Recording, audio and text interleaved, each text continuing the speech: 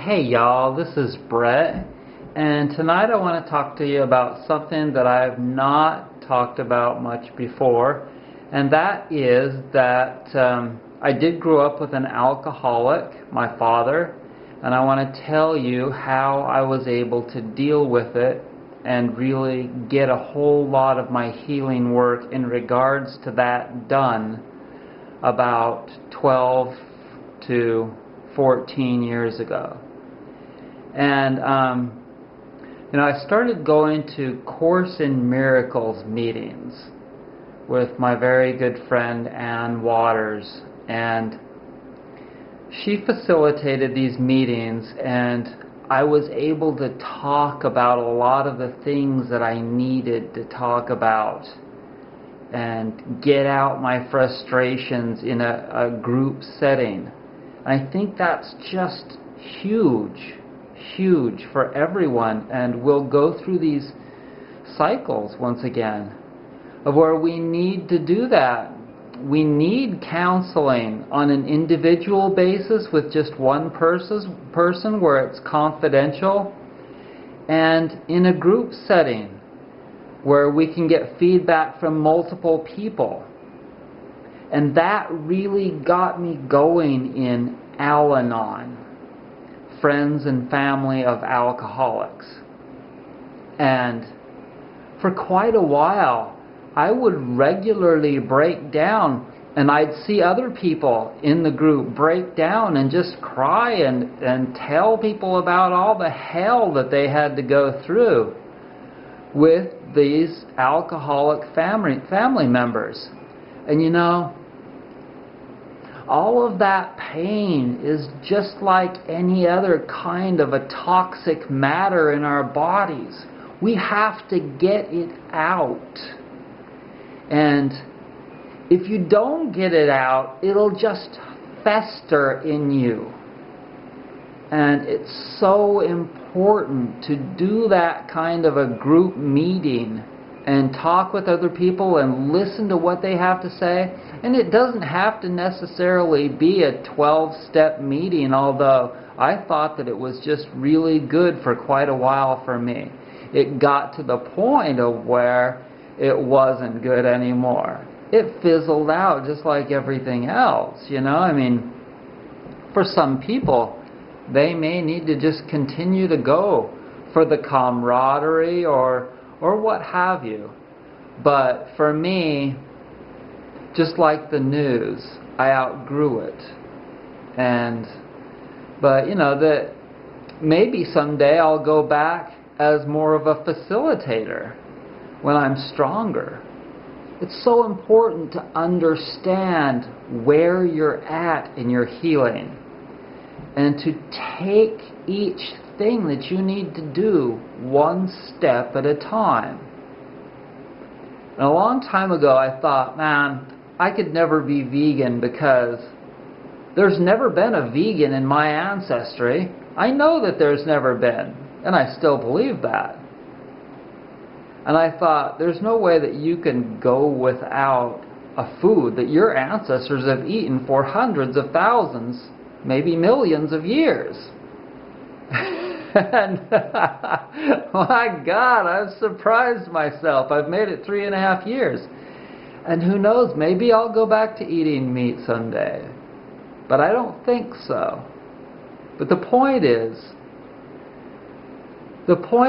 that evolution does take a long time, and becoming vegan has been real hell for me. I mean, I used to eat meat with damn near every meal, and I would always eat some kind of a processed food, or when I was a kid, I hogged on candy. I was totally, from the day I was born, addicted to white sugar. Because my mom was addicted to white sugar. And she's just barely starting to get off of that now. And so, it takes time. I know you've heard me say this before, but you have to know this. You absolutely have to know this. Because those of you that are thinking that you can do a 1-month cleanse and then you're scot-free and you can cruise for the rest of your life. That is such a pipe dream. It's so far from reality that it's not even funny. So next time you're going down the aisle at Whole Foods or the Co-op, wherever you shop, and you think that you're just going to do a 2-week parasite cleanse or a 1-month candida cleanse, something like that, and you're going to quit meat for a week and you're good to go or something like that, some short-term BS. You see, I know, because I was there 20 years ago. And after a few years, I started to think, wow, I wonder if this is going to end. So anyways, I've gotten off track just a little bit. I'm going to come back now. Coming right back to, I went to AlAnon meetings for about 4 years. And at first I went a lot more frequently. And I would hear mostly women making excuses as to why they had to stay with their husbands. And I would just tell them, I would say, you know, here's what I did. Listen to this. I say, I just got away from my family. Not just my dad, but also my mom and my sister and my brother, largely, especially my mom and my brother, ridiculed me for what I was doing in regards to health. So it wasn't just my father and all his crap when I was a kid and drinking till 2:30 in the morning, you know.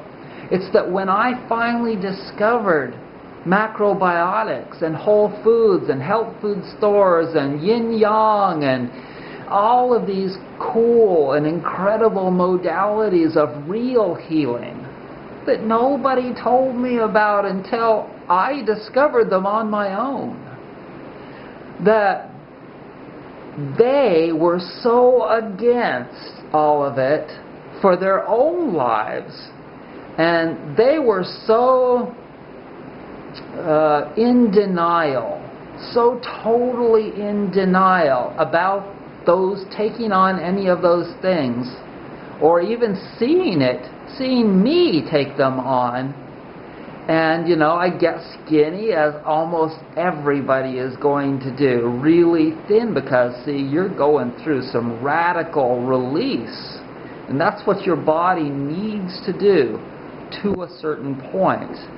There is a cutoff point where you've got to stop and then take breaks and regenerate before you go back to breaking things down more. And I know this is a long video, but please stick with me because I'm on a roll here. And please subscribe and give me a TU thumbs up, not a PU. Whenever I see that TU, for some reason I think PU. And gas, that's another subject that I need to talk about in these videos. But see, you need to find like-minded people to talk to.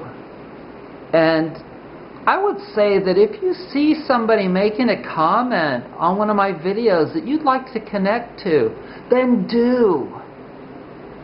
Because there are so many people out there that are in the same boat that you are. And don't be afraid. I'm not the only one for you to make a comment to. You can go right to their channel and send them a message.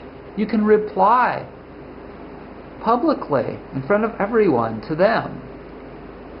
And you can ask anyone. You can ask for advice other than just me. You can ask someone specifically. And so, you know, get some balls. Even you girls out there. Get some balls and ask. And don't be afraid to be assertive. And so, also, in regards to the alcoholism and pain that we have, please learn about breathwork. I started doing these Indian breathwork ceremonies that Anne turned me on to at this woman's house. And I've talked about this a little bit before in my emotional healing videos, but basically, we do this little ceremony at the first of the ceremony. And it was an American Indian thing, so we'd burn sage and we'd talk about the east, west, north, and south and all that, and ask for the spirits to come out and all those kinds of things. And also, in that regard, don't worry about other traditions and whether they seem kind of foreign to you or woo-woo. Because I'll tell you that this thing that I went to called an Indian breathwork ceremony was so freaking powerful to release emotions. Because we then laid flat on our backs on the floor and were instructed to start taking in as much oxygen as we could. Like this.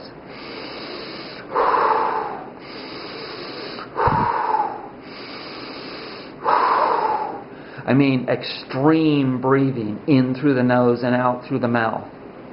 And I recommend that you do this with a group at least at first, because it will open you up like a clam emotionally.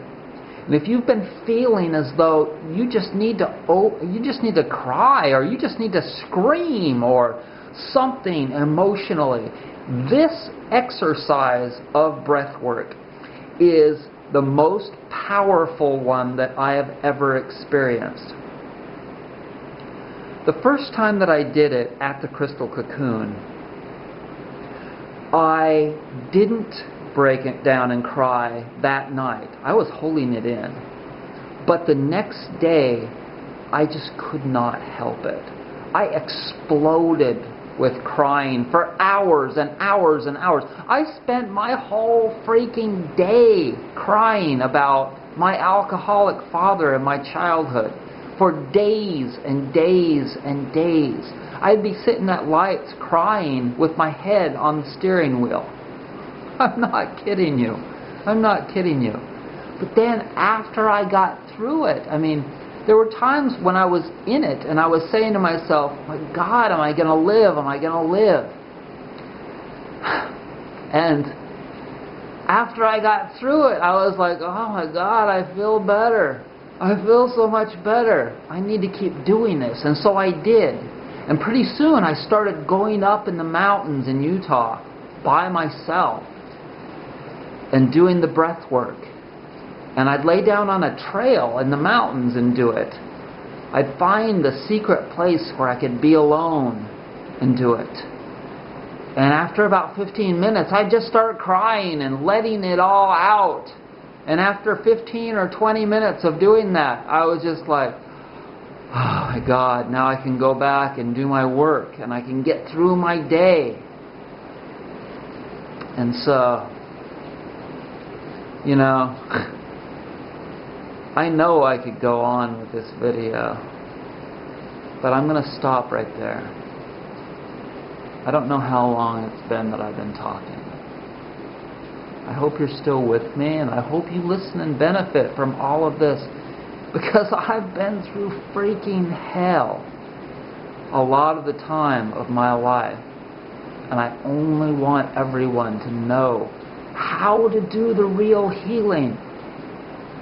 Because if you don't do these things, then you'll have to resort to the fake healing, and it won't work. It may be a quick fix for a while, but eventually something's gonna snap.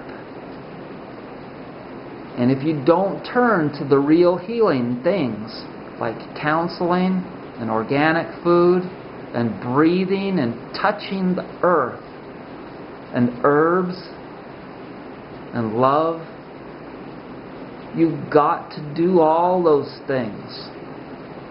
But, do them one at a time or a couple things at a time, and you'll get through it. We're all going to be at that same place. I'm going to meet my dogs at the Rainbow Bridge someday.